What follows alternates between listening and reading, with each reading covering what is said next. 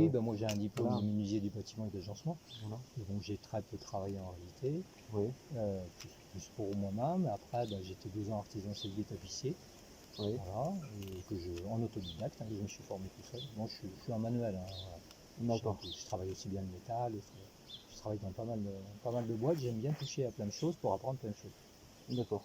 Et puis après, je me suis intéressé, ben, après ma séparation, à l'écologie. Donc j'ai accompagné des associations à promouvoir vraiment l'écologie. Je me suis retrouvé un peu seul. Après j'étais sur des chantiers, j'étais sur plein de trucs. Et puis, voilà, puis je me suis rendu compte que ce que je faisais avant, voilà, il fallait arrêter ces produits qui n'étaient pas bons, quoi. Puis je me suis formé. Donc, hop. Alors du coup, vous travaillez sur ce projet depuis, enfin vous êtes sur ce projet depuis combien de temps?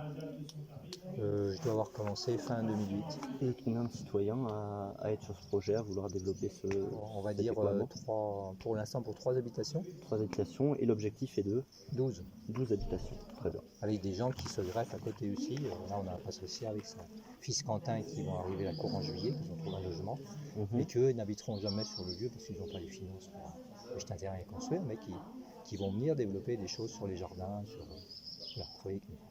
Un groupe, c'est souvent éphémère. Moi, j'ai rencontré plusieurs groupes comme ça qui se sont montés, qui ont duré peut-être pendant certains 10 ans, qui ont fait plein de choses ensemble. Et puis le jour quand ça a été pour passer, trouver un terrain, déjà le premier groupe a éclaté. Parce qu'ils n'ont jamais pu s'entendre sur le lieu du projet. Moi ce projet, pour moi, c'est avant tout écologique. On va dire c'est avant tout protéger la nature et protéger l'humain. Donc ça, bien sûr, c'est essayer de développer des choses qui vont souvent changer les choses parce que pour pouvoir trouver des techniques qui sont existantes ou pas encore existantes ou du passé qu'il faut remettre au goût du jour, et pour pouvoir les apprendre aux gens et aller vraiment dans une démarche vraiment le plus simpliste possible, le plus naturel possible. C'est vraiment cette démarche de dire il faut arrêter de vivre comme on vit, consommer comme on consomme, se déplacer comme on se déplace. Essayer d'avoir un maximum, sur le projet, avoir une certaine autonomie, on va dire, les uns avec les autres. Par exemple, il y a différents métiers qui se font travailler les uns aux autres, comme ils se faisaient avant dans les communes. Oui. Alors déjà, il y a une première chose qui a été faite, c'est qu'on a fait un règlement intérieur. On a une charte et un règlement intérieur.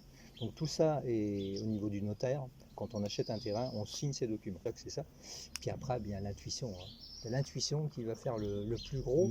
Est-ce que ça passe directement entre nous? Est-ce qu'on se sent que ça va coller? Alors pour le projet, c'est l'association Bâtisseurs d'Horizon. Voilà, mais là, qui va être pour développer les écogîtes et puis la formation sur l'écohabitat, le jardin, les choses comme ça. Et après, on a une association syndicale libre, ASL, qui est l'association des futurs habitants. D'accord. Ça, c'est pour tout l'entretien, les réseaux, les trucs. Donc justement, peut-être le projet, en plus des 12 logements, du coup, il comprend quoi? De construction d'écogîtes. Pour l'instant, un tout petit local pour l'association, le siège social, les bureaux. Et après, ça grandira en fonction des arrivées et des demandes, parce que bon, je sais pas, il y a un potier qui peut s'installer, on mettra peut-être un petit bâtiment plus grand. Sur le permis d'aménager, un lieu qui est prévu pour pouvoir faire de la construction s'il y a besoin. D'accord. Des activités. Des activités, artisanat, oui, bah, forcément. Tout à fait, tout à fait. Puis il y a quelques emplacements de camping aussi dans la partie friche. D'accord. Sur la partie constructive, là, on a 2 hectares 3 et de l'autre côté, sur les jardins, on a 1 hectare 2. Ça fait 3 hectares. D'accord. Avec un terrain derrière d'1 hectare 3 qui a possibilité d'acquérir aussi, qui est à vendre. Oui, parce que le problème, c'est avec les RT 2012, on n'est que sur l'industrialisation de produits, quoi. Donc nous, c'est pas trop notre but. Notre but, c'est de faire travailler un maximum les gens qui sont du coin, quoi. Donc si on a un fabricant de rouleaux, si on a un fabricant de chambres, on ne voit pas pourquoi on irait chercher ça chez des industriels, quoi. Faire travailler plutôt les gens vraiment qui sont proches de chez nous. Oui, voilà, une liberté avec un regard, bien sûr, de ceux qui habitent déjà sur le projet. Valider quand même. J'ai certaines compétences, on va dire, entre guillemets, donc voilà, j'essaie de les apporter pour avoir éventuellement une amélioration de la cohérence. Non, c'est intéressant, Ce qu'on cherche, c'est d'avoir une cohérence, mais ce qui me ferait plaisir, moi, c'est qu'on ait 12 maisons différentes. Pour le moment, c'est bien parti. Oui, pour le moment, c'est Pour le bien moment, parti. c'est bien parti. Et pourtant, Voilà. la cohérence est là Voilà, sur parce les que- idées, les envies, les enjeux. Parce que je trouve que c'est riche, parce que d'avoir un Mm. hameau avec 12 maisons pareilles, bon, bah voilà, pour moi, c'est un lotissement classique. Voilà, ça Ouais. ressemble tellement les unes aux autres. Alors, ça permet de montrer aussi plein de choses différentes aux gens qui viendront visiter. Donc Un voilà, projet donc au début, comme faire à l'école voilà, d'archi. on nous Enfin, présente des plans et puis on dit bah, ce qu'on en pense. Si on voit qu'il y aurait des choses à améliorer ou modifier pour que ça puisse rentrer dans la cohérence, bah, après les gens travaillent dessus. Ou pas, ça peut être refusé, c'est le cas de dire. Hein. Dans l'état actuel, on peut dire bah, ça on peut pas l'accepter parce qu'il y a ça qui nous paraît pas logique par rapport à ça. Bah, les gens, bah, voilà, s'ils veulent vraiment rester, bah, ils vont travailler dessus pour dire bah, et si on fait comme ça, ou qu'est-ce que vous nous proposeriez, puis on travaille ensemble.